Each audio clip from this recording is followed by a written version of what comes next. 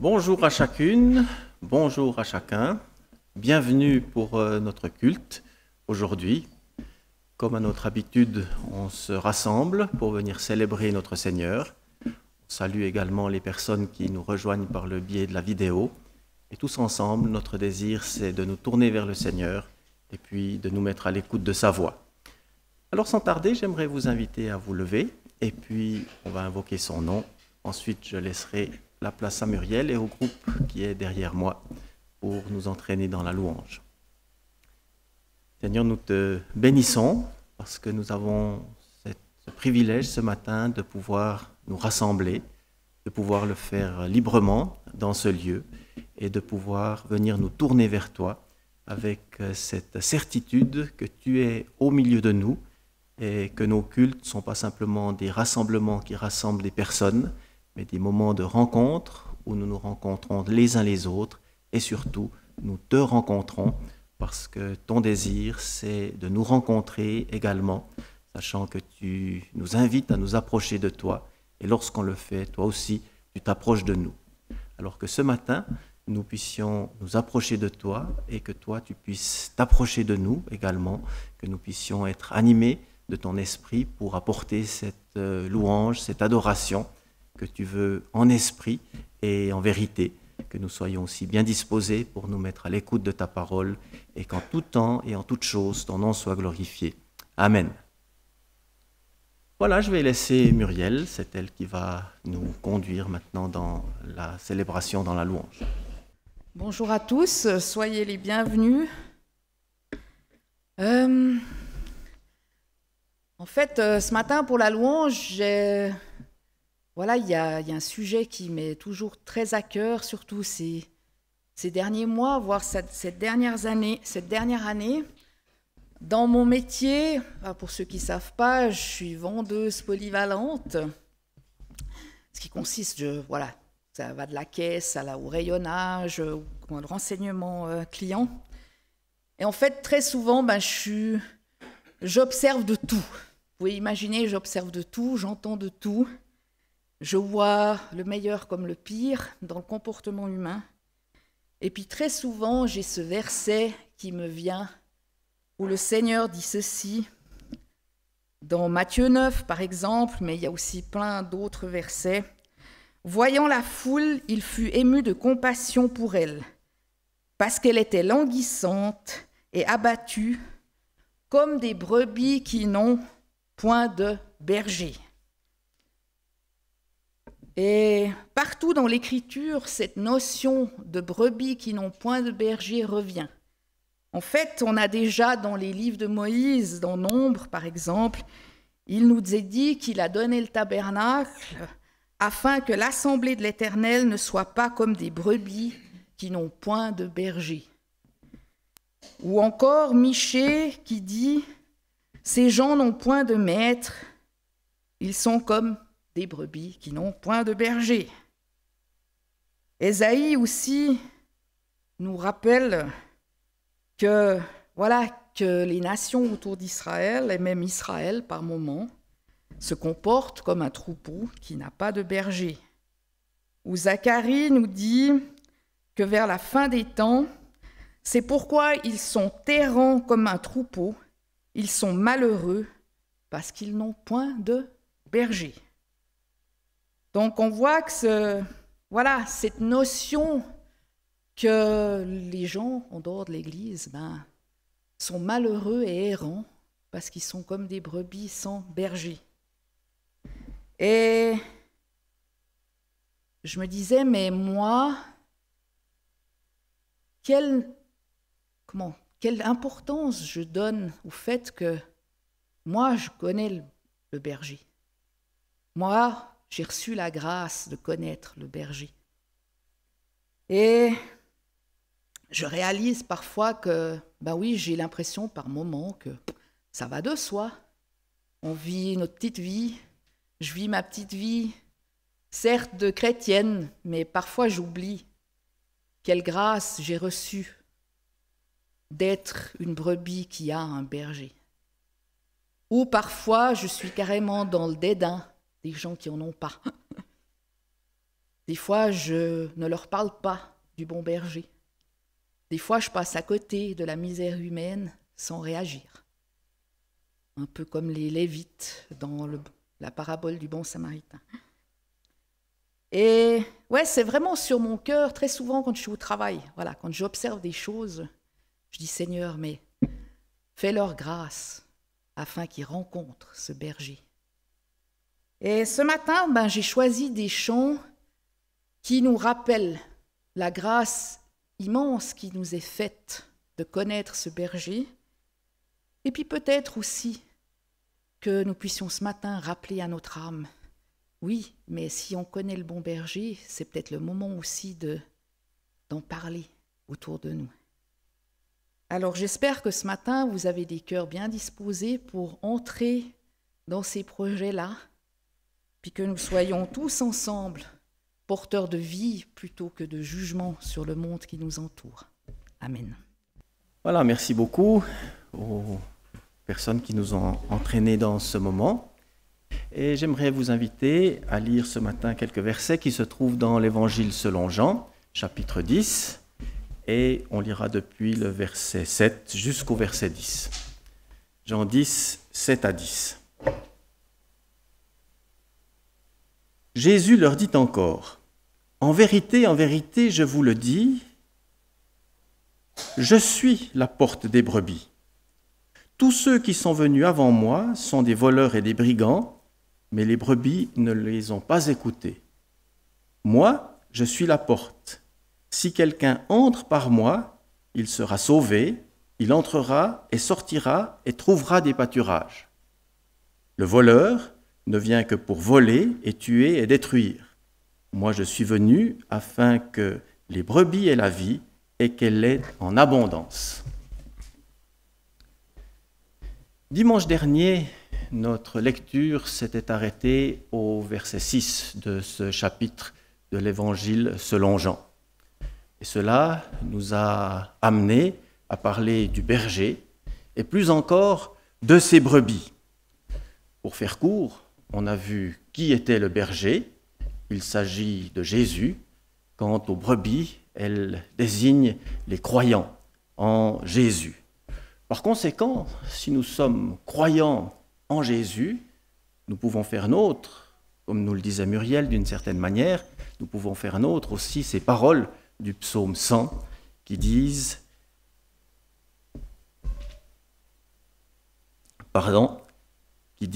« Nous sommes son peuple et le troupeau de son pâturage, le troupeau dont il est le berger. » Le texte d'aujourd'hui est de la même veine que ce texte de dimanche passé.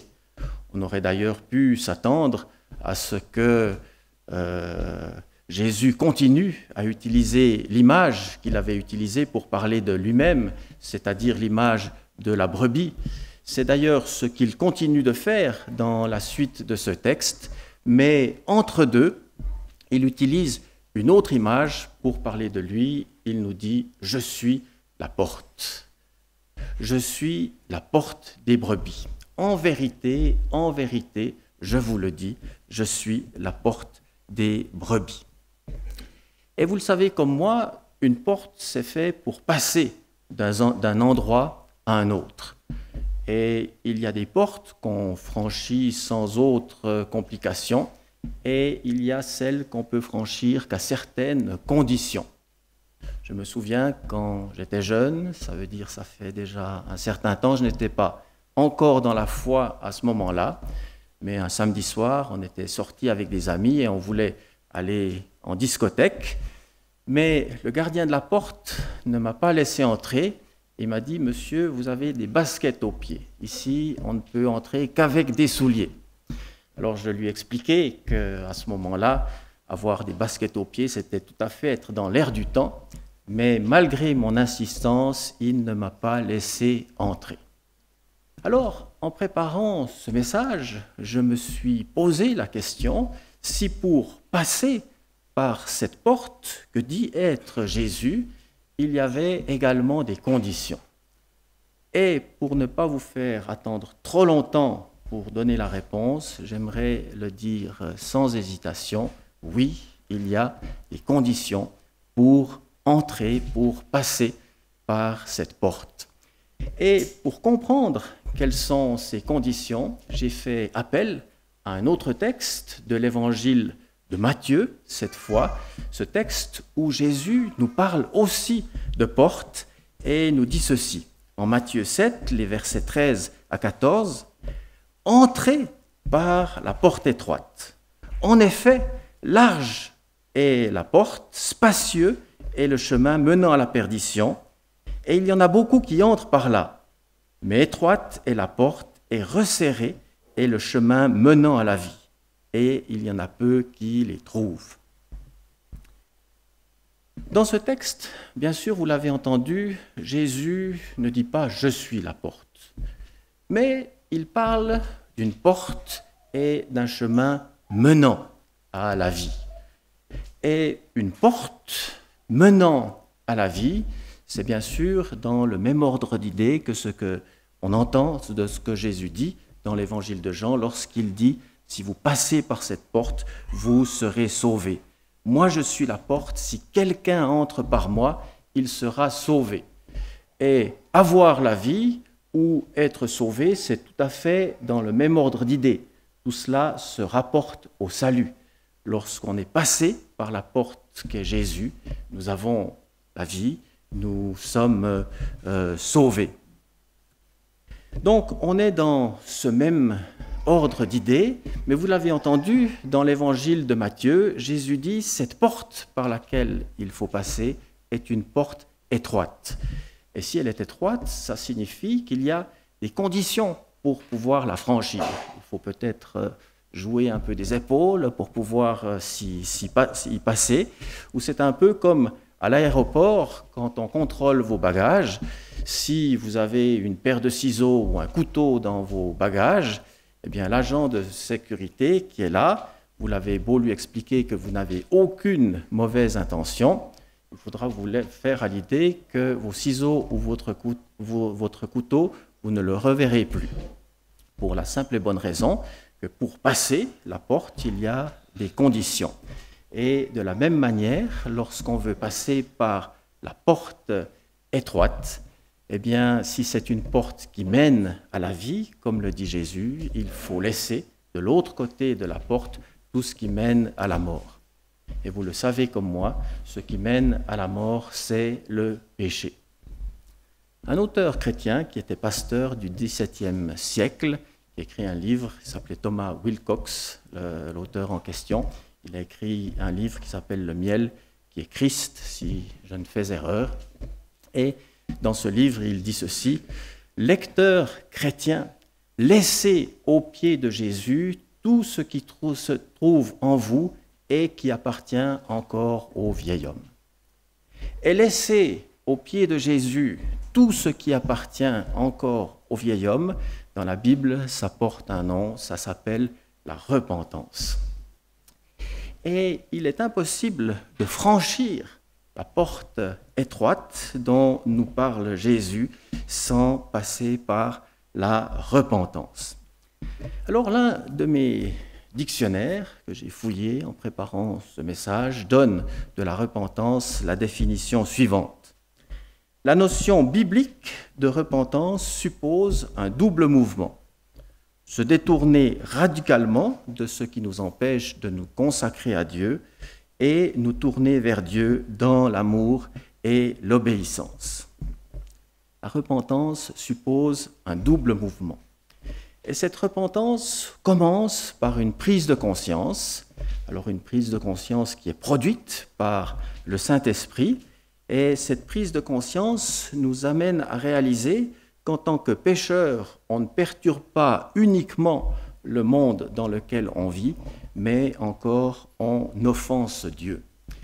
Et Dieu nous attend à sa porte, non pas avec tout ce qu'on aurait à faire valoir de bon de notre part, nos capacités, nos qualités, nos bonnes actions, nos bonnes œuvres, qui peuvent être très réelles, mais Dieu nous attend à sa porte avec le profond sentiment que nous avons besoin de pardon. Et dans l'évangile selon Luc, Jésus donne une parabole où il explique comment Dieu nous attend pour nous rencontrer. Et il est dit, c'est dans l'évangile de Luc, chapitre 18, versets 9 à 14, je vous lis ce que Jésus dit. Il dit encore cette parole pour certaines personnes qui se persuadaient d'être justes et qui méprisaient les autres. 2 hommes montèrent au temple pour prier, l'un était pharisien et l'autre péager. Le pharisien, debout, priait ainsi en lui-même, « Ô Dieu, je te rends grâce de ce que je ne suis pas comme le reste des hommes, qui sont accapareurs, injustes, adultères, ou même comme ce péager. Je jeûne 2 fois la semaine, je donne la dîme de tous mes revenus. » Le péager se tenait à distance, n'osait même pas lever les yeux au ciel, mais se frappait la poitrine et disait « Ô Dieu, sois apaisé envers moi, pécheur. » Puis Jésus continue et dit « Je vous le dis, celui-ci descendit dans sa maison justifié plutôt que l'autre. Car quiconque s'élève sera abaissé, et celui qui s'abaisse sera élevé. » La repentance commence par cette attitude qui dit « Ô Dieu, sois apaisé envers moi, pécheur. » Mais elle se poursuit par un changement d'attitude.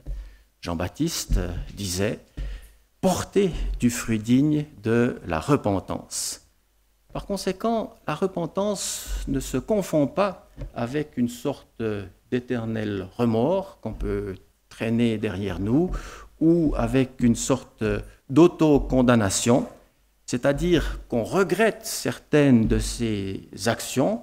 On rencontre bien des personnes qui disaient « Ah, si je pouvais refaire ma vie, il y a ceci, il y a cela », regretter certaines actions, se sentir même responsable de telle ou telle situation, mais on ne change pas d'attitude pour autant. Une authentique repentance amène à un changement, amène à couper avec le péché, à rompre avec le péché pour s'attacher à Dieu. La repentance consiste à se détourner du péché pour ensuite se tourner vers Dieu. Et ce que l'apôtre Paul dit dans l'épître aux Thessaloniciens illustre parfaitement ce qu'est la repentance. Dans sa première épître aux Thessaloniciens, chapitre 1, verset 9, il est dit ceci: « On raconte à notre sujet quel accès nous avons eu auprès de vous et comment vous vous êtes convertis à Dieu en vous détournant des idoles pour servir le Dieu vivant et vrai. » La repentance, ici, on en a un bon exemple, se détourner, dans le cas particulier c'était des idoles, mais ça peut bien sûr être d'autres choses, se détourner de cela pour se tourner, se convertir dans la direction de Dieu et puis le servir. Alors vouloir franchir la porte dont on parle ce matin sans repentance, c'est prendre le risque de rester coincé dans l'encadrement de la porte ou de s'achoper très sérieusement sur le seuil. Par contre, une attitude de repentance, comme on a pu l'entendre, celui qui s'abaissera sera élevé. Une attitude de repentance, cela permet, ouvre tout grand la porte pour qu'on puisse la franchir. Maintenant, la repentance, avec tout le bien qu'on peut en dire, ne suffit pas pour franchir cette porte. On rencontre bien des gens qui abandonnent leur mauvais penchant et se comportent par la suite de manière exemplaire ou presque. On rencontre aussi des gens qui mènent une vie malsaine et puis qui abandonnent leurs mauvaises habitudes au profit d'une vie plus saine. On rencontre aussi des gens qui, après avoir construit, détruisent ce qu'ils ont construit, puis se reprennent en main sur le plan familial ou professionnel. On rencontre des personnes qui ont mené une vie chaotique et puis qui arrivent à se ressaisir et puis suivre un autre chemin. Et d'une certaine manière, tout cela, c'est une certaine forme de repentance. À l'heure où on utilise le mot laïque pour parler de sans Dieu, on pourrait presque parler d'une repentance laïque. Mais tout le problème, c'est que avec ce type de repentance, si on arrive à redresser la barre au niveau de ce qui est humain, on ne peut pas se réconcilier avec Dieu uniquement par cela. Pour être réconcilié avec Dieu, il faut la foi en Jésus-Christ. Ce n'est que par la foi qu'on peut être réconcilié avec Dieu. Il faut quelque chose de plus que la repentance. Il est nécessaire de pouvoir mettre sa foi en Jésus. Paul Wells écrit ceci dans l'un de ses livres, « Le péché est le problème, Jésus est la solution ». Le péché, c'est ce qui nous sépare, c'est ce qui nous empêche de passer par la porte qu'est Jésus, mais Jésus est lui-même la solution et c'est par la foi en lui qu'on peut obtenir, qu'on peut être réconcilié avec Dieu. Et l'apôtre Paul, dans son enseignement, dans l'enseignement qu'il donnait aux chrétiens, et en particulier aux chrétiens d'Éphèse, rappelle, lorsqu'il prenait congé des responsables de l'Église, rappelle quel avait été cet enseignement qu'il leur avait donné. Et dans le livre des Actes, chapitre 20, versets 21 à 22, on peut lire « Sans rien dissimuler, dit l'apôtre Paul, je vous annonçais et vous enseignais publiquement et dans les maisons tout ce qui vous était utile, en proclamant aux Juifs comme aux Grecs la repentance envers Dieu et la foi en notre Seigneur Jésus-Christ. » Dieu pardonne nos fautes en fonction de l'œuvre accomplie par Jésus à la croix.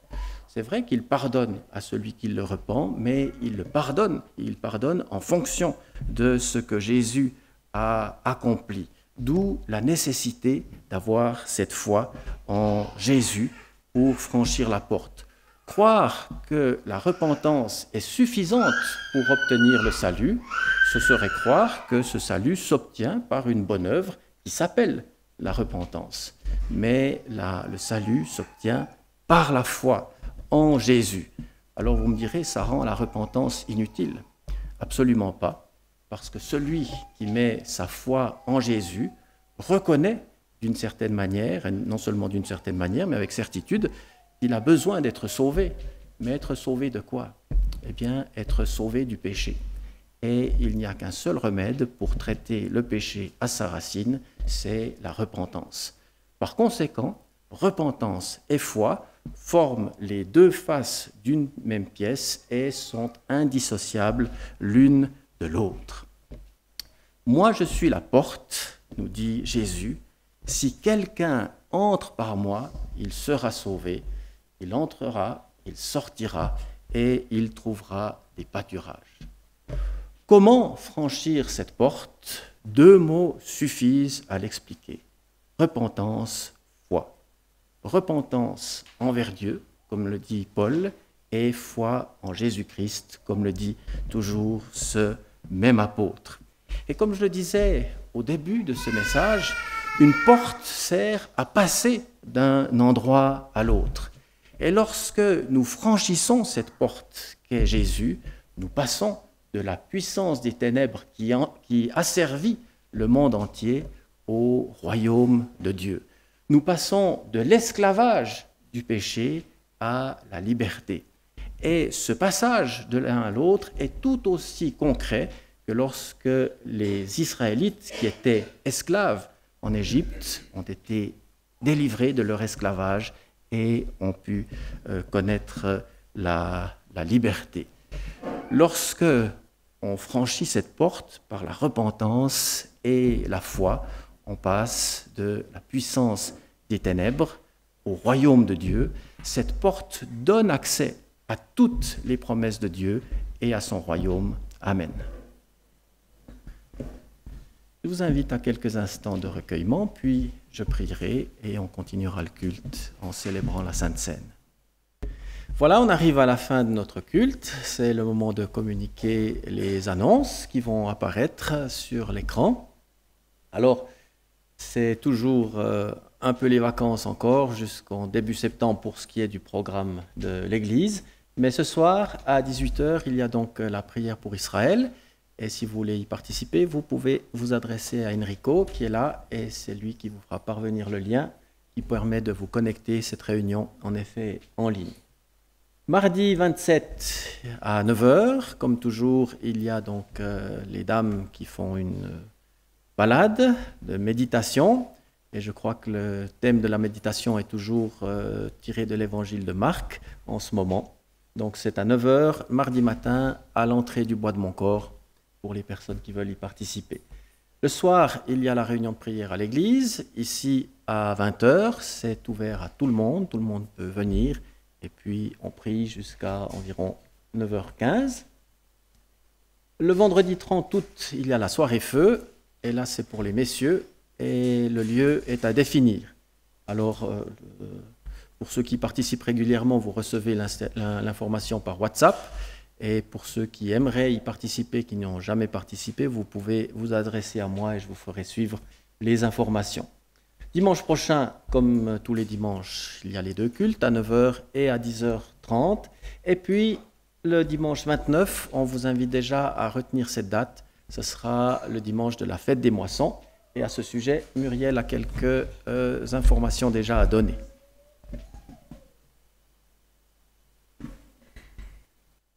Oui, c'est Dieu qui invite. C'est Dieu qui invite à la repentance, c'est Dieu qui invite à le suivre, mais c'est Dieu qui invite aussi à faire la fête. Et pour cela, on vous invite déjà à réserver le 29 septembre, toute la journée, à partir de 9h15 jusqu'à 16h environ. Comme d'habitude, on vous invite à réfléchir déjà à quelques plats que vous voudriez partager avec vos frères et sœurs. Je sais que certains d'entre vous aiment beaucoup cuisiner, puis d'autres aiment bien faire découvrir des plats de chez eux. Donc, n'hésitez pas à déjà réfléchir à cela, parce qu'un mois, on y est vite. Et à ce sujet-là, vous aurez aussi, à partir de dimanche prochain, des cartons d'invitation. J'insiste sur le fait carton d'invitation. Donc, c'est plus que juste on vient, mais c'est vraiment Dieu qui nous invite. Et nous aurons aussi, comme d'habitude, une offrande spéciale, une offrande que vous pouvez faire en forme d'argent, mais aussi une offrande que vous pourrez faire en forme de denrées alimentaires pour tous nos frères et sœurs qui ont parfois un souci pour boucler leur fin de mois. Donc, réfléchissez déjà, on fera comme la dernière année, on préparera quelques petits billets que vous pourrez prendre à la maison. Tout ça pour qu'on ait quelque chose d'équilibré, pour que les ménages n'aient pas 20 kilos de farine et puis juste une bouteille d'huile, comme la veuve avec Élie, mais qu'il y ait quelque chose un peu plus substantiel. Donc, on vous annonce déjà ceci à partir de maintenant. Mais vous aurez tous les cartons d'invitation dimanche prochain. Ils vont être imprimés dans la semaine. Donc, retenez bien la date et surtout, sentez-vous invités.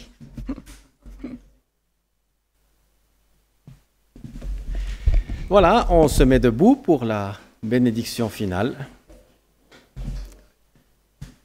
Seigneur, nous voulons te bénir parce que c'est toi qui rassembles ton troupeau, puis c'est aussi toi qui nous envoies par la suite dans nos différents lieux de vie.